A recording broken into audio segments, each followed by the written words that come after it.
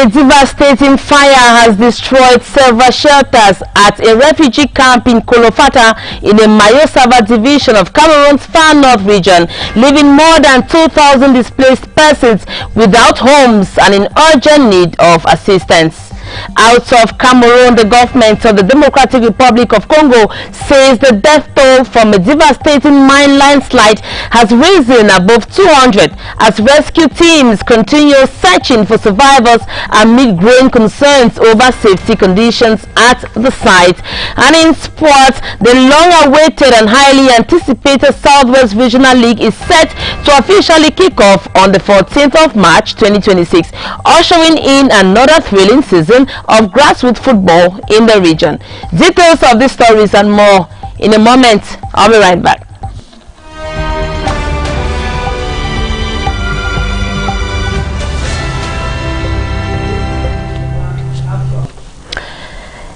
Dear viewers, good evening and welcome to another edition of News Hour. News Hour comes up every day on Royal TV from 6:30 p.m. Those were our top stories, and now the news in greater details. My name is Frida Leina for presentation. We open this newscast this evening with a devastating fire that has destroyed several shelters at a refugee camp in Kolofata in the Mayosava division of Cameroon's far north region, leaving more than 2,000 displaced persons without homes and in urgent need of assistance. More of the story with Kusona Claudia Boma. Latest fire incident occurred on Monday, ravaging two sections of the camp and affecting approximately 2,297 people out of an estimated 14,079 refugees, internally displaced persons residing there. According to local sources, the blaze spread rapidly through the temporary shelters, many of which are constructed from highly flammable materials. Women and children make up the majority of those affected, with many now exposed to harsh weather conditions, food shortages, and uncertainty about where they will sleep. Medical officials confirmed that several victims sustained both physical and psychological injuries. Some were immediately transported to the Kolofata District Hospital for treatment. However, local health workers say their response has been hampered by limited medical supplies and inadequate resources. Residents of the camp report that the fire outbreaks have become increasingly frequent over the past 2 years, repeatedly destroying shelters and worsening already fragile living conditions. Families say they are struggling to rebuild after each incident, only to face new disasters months later. Humanitarian assistance, which has previously provided some relief, has reportedly slowed in recent months, further deepening the vulnerability of displaced families in the area. Community leaders and residents are now calling on government authorities and humanitarian organizations to urgently intervene by providing emergency shelters, medical care, food supplies, and long-term safety measures to prevent future incidents. Affected families shift through the remains of the burnt shelters. The incidents once again highlight the precarious conditions facing refugees and internally displaced persons in Cameroon's far north region.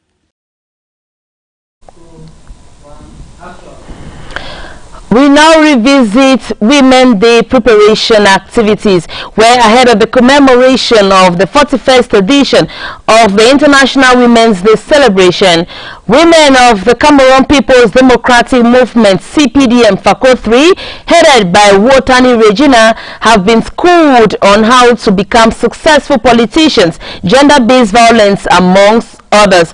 The one-day training took place on Wednesday, the 5th of March 2026 at the CPDM Secretariat in Boya. Sharon Tita attended the workshop and now tells us more. Women of the Cameroon People's Democratic Movement CPDM FACO 3, led by Wotani Regina, participated in a workshop on women's rights, health, and politics. They gained valuable insights on how to be successful politicians and addressed gender-based violence. We work in line with the Women Empowerment Center, the regional delegation, This time we gather together as politicians to look on the woman and the health, to look on the women in politics and governance. And if you have to be a successful politician, you must be a lobbyist. You must know how to lobby people. So today we came together to encourage the women to advocate, to say no to violence against women and young girls, to be as a lobbying force so that we can achieve more in serving the society. And so today has been a very, very successful. The militants left feeling empowered and equipped to make a difference. Thought of so many things concerning the Women's Day, concerning the violence, concerning how things have to move like economic in our society and other things. So I see that things are really moving well. Some of us never knew how things are moving. The women of CPD and Fakot 3 are expected to implement their newfound knowledge, championing women's rights and promoting healthy living. Their impact is sure to be felt.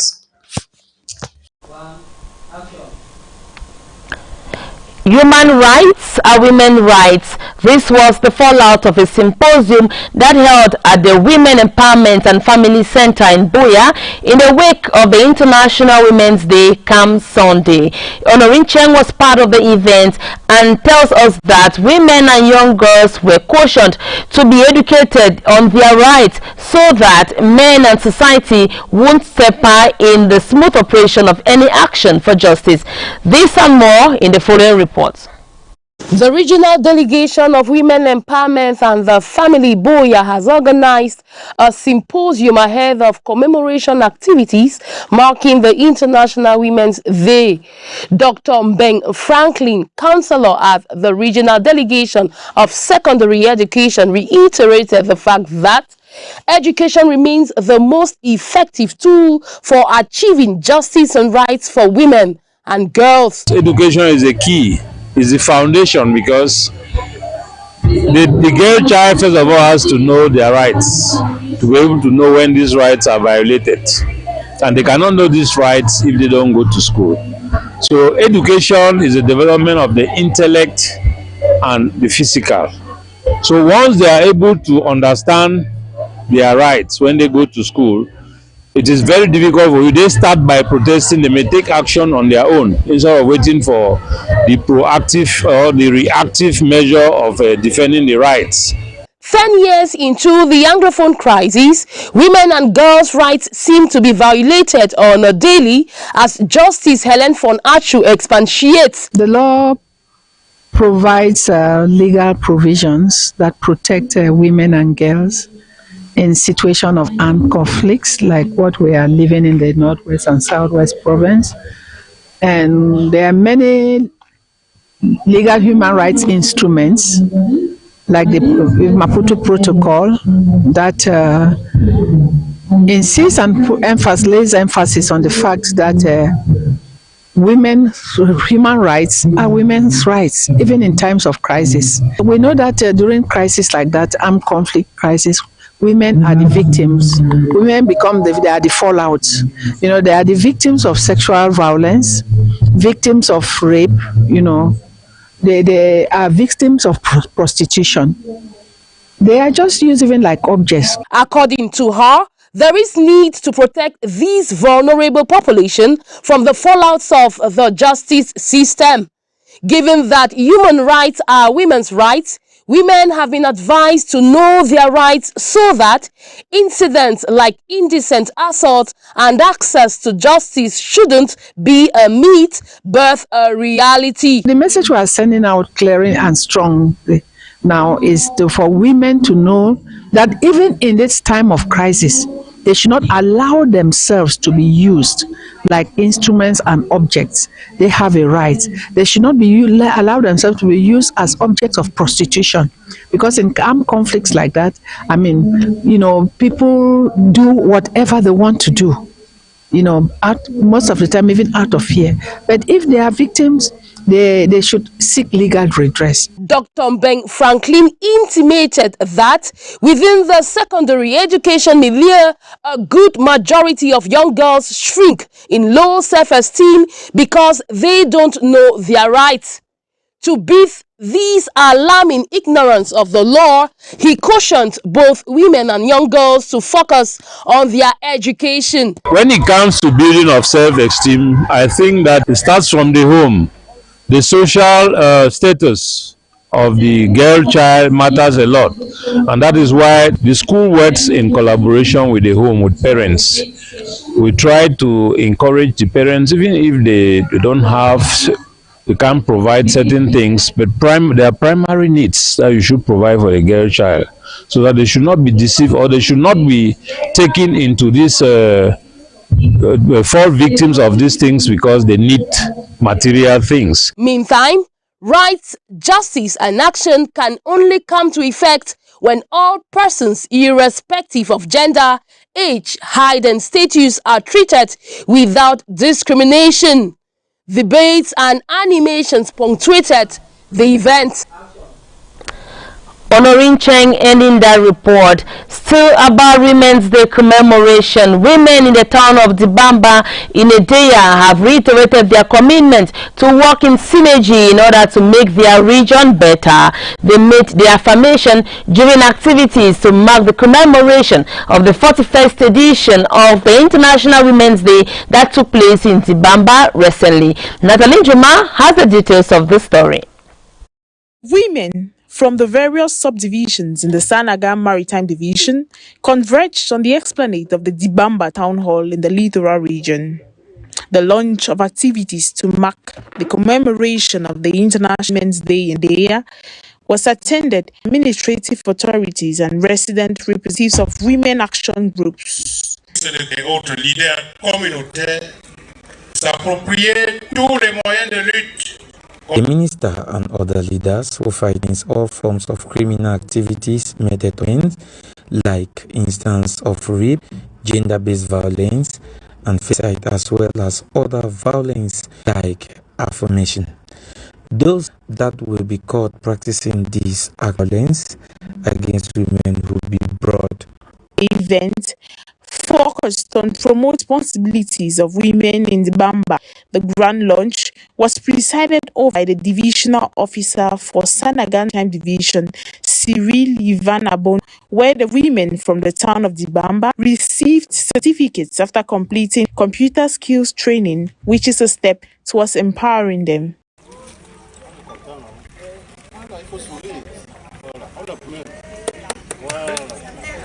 Delegation of women from the division was led by Poon Monique, president of the Dibamba Women Association Network. I've been in this line since 17 years.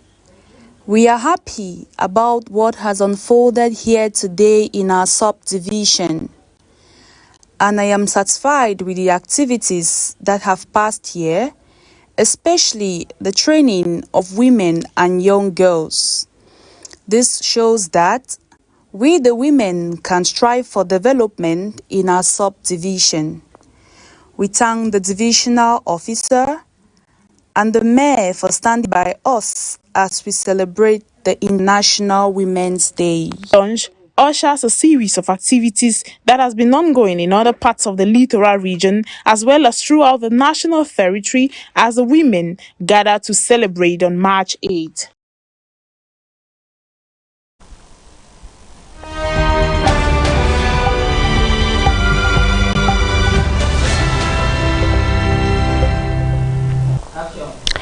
We now take you out of the country where the government of the Democratic Republic of Congo says the death toll from a devastating mine landslide has risen above 200 as rescue teams continue searching for survivors amid growing concerns over safety conditions of the site. Plus, the United States has signaled it will carry out further military strikes against Iran amid ongoing hostilities, even as Tehran postponed state funeral arrangements for Supreme Leader Ayatollah Ali Khamenei amid intense conflict and logistical challenges. Nanga Sonia has a foreign page. The death toll from a landslide at a mining site in Eastern Democratic Republic of Congo has passed 200. A shaft collapsed at the country's largest coltan mine in the rebel-controlled east on Tuesday. The Rubaya mining site lies about 70 kilometers west of Goma, capital of North Kivu province, which is under the control of the Rwanda-backed armed group M23. The provisional toll counts more than 200 compatriots who lost their lives, including 70 children and numerous wounded. AFP could not independently confirm the toll in the remote region, where neither humanitarian organizations nor major health structures have access and where telecommunications are regularly cut.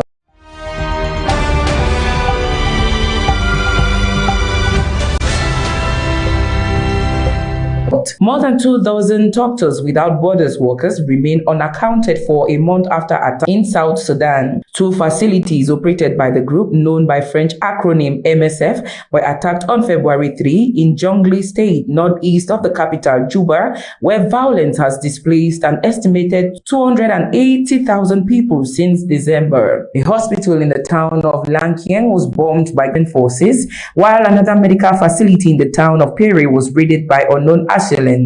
Staff working at the two facilities fled alongside much of the local population into deeply rural areas where armed clashes and area bombardments were ongoing. MSF say the lack of communication with its staff could be linked to the limited network connectivity in much of the state. Staff members who had been contacted described destruction, violence, and extreme hardships. Fighting escalated sharply in December when opposition forces captured a string of government outposts in north-central Jonglei. In January, the government responded with a counter-offensive that recaptured most of the area it had lost. Displaced people in Akobo, an opposition-held town near the Ethiopian border, described horrific violence by government fighters. Many described not being able to find food or water as they walked for days to reach safety. The attacks on facilities operated by MSF in Lankieng and Peri are part of an uptick in violence on humanitarian staff,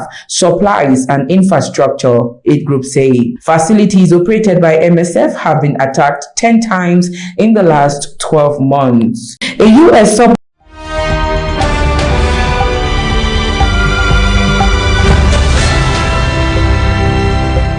submarine sank an Iranian warship in international waters. Tehran. In addition to the striking, Tehran, Israel hit the Iranian-backed Hezbollah militant group in Lebanon. Iran struck American and Israeli targets in Bahrain and Kuwait. As the war against Iran spirals, the U.S. Senate is heading to vote on a war powers measure demanding congressional approval before further attacks. The resolution and a twin House bill face long odds in the Republican-controlled Congress, and Trump would almost certainly veto them anyway. The war has killed more than 1,000 people in Iran, more than 50 in Lebanon, and around a dozen in Israel, according to officials in those countries. The United Nations say 100,000 people fled the Iranian capital in the war's first 2 days alone. Oil prices have soared following Iranian attacks on traffic through the Strait of Hormuz, and global stock markets have been hammered over worries that the spike in oil prices may grind down the world economy. U.S. talks appeared steadier at Wednesday's opening. The ongoing strikes deepen an unprecedented state of hostility with Iran's neighbors in the Gulf. At 12 minutes to top of the hour, we talk sports on this newscast. The long-awaited and highly anticipated Southwest Regional League is set to officially kick off on the 14th of March 2026, ushering in another thrilling season of grassroots football in the region. Our sports reporter Ngunyi Sonita took interest in the Administrative Council meeting held by Southwest Fecafoot office and now reports in this newscast. This year's championship promises fierce competition as 24 determined teams battle for supremacy. The clubs have been carefully divided into 4 competitive pools of 6 teams each, setting the stage for an intense and action-packed campaign. Adding fresh assignment to the league are 4 ambitious new entrants making their debut appearance in the competition. They include APFC, Rising Stars, Summer Sport and Mount Cameroon FC, a side making her dramatic return to the championship after being declared general forfeiture 2 seasons ago. The composition of the pools was officially confirmed following an administrative council meeting of the Southwest Africa Food Bureau held on March 4th. During the separate gathering, key administrative decisions were also taken, including the appointment of delegation heads tasked with ensuring the smooth and professional organization of the competition. As excitement builds ahead of the opening fixtures, one pressing question remains on the minds of football followers: which club will rise to fill the gap left by Kumba City Football Club, who have now moved up to the Elite Championship after securing promotion last season. Meanwhile, football action is also set to ignite in the Northwest region. The Northwest Regional League officially be launched on Thursday, March 12 at the Bamenda Proximity Stadium. The opening clash promises works as Hilltop Strikers lands with Mancom United in what is expected to be a drilling curtain raiser. With passionate fans, ambition clubs, and the dream of promotion at stake, the countdown to a new regional league football season has truly begun. Good news, Sonita, ending the report. Still in sporting activities to mark the launch of this year's International Women's Day celebration have officially kicked off in Boya with thrilling football matches at the Boya Municipal Stadium, drawing participation from women in various state institutions. Staff lady Kusona Claudia Vuma was there and tells us more in the following reports. Opening fixtures played yesterday set on for an energetic and competitive tournament aimed at promoting unity, empowerment and solidarity among women. In the first encounter, the police women's team delivered a commanding performance, defeating the penitentiary women 4-0. From the first whistle, the police dominated possession and converted chances with clinical precision. In the match, a representative of the women's team expressed pride in the team's performance.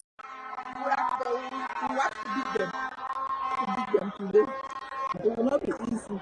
Yet, women's day I want to by God's Despite the heavy defeat, the penitentiary remained optimistic. One official acknowledged the challenges besides the spirit of the competition. To celebrate the 8th March, so we're glad to take part in the. We just hope that the women participating will enjoy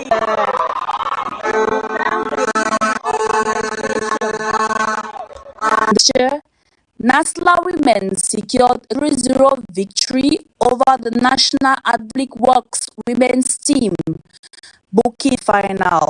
Competitions form cities leading up to the official celebration of the International Women's Day, thought as a tool to promote gender equality, teamwork among in the public service. Grand finale for Saturday at the Moliko Misport at 12 noon, where the team will face Nasla women to be an exciting shutdown. Beyond the competition, the event forces the message that women can act every field of life, from this to sports. News are today a devastating fire has destroyed shelters at a refugee camp in the Mayo-Sava division of Cameroon region, leaving more than 2,000 citizens without homes and in urgent instance.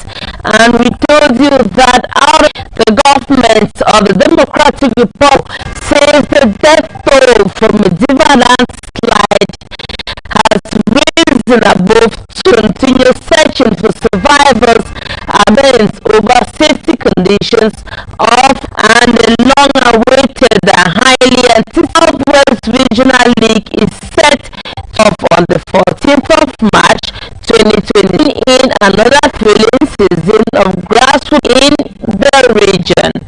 The news produced by Nguni Sonita with technical assistance from Kongso Neris and presented by me, Frida Leina Vuma. Have a lovely time in the company of programs on Royal Television.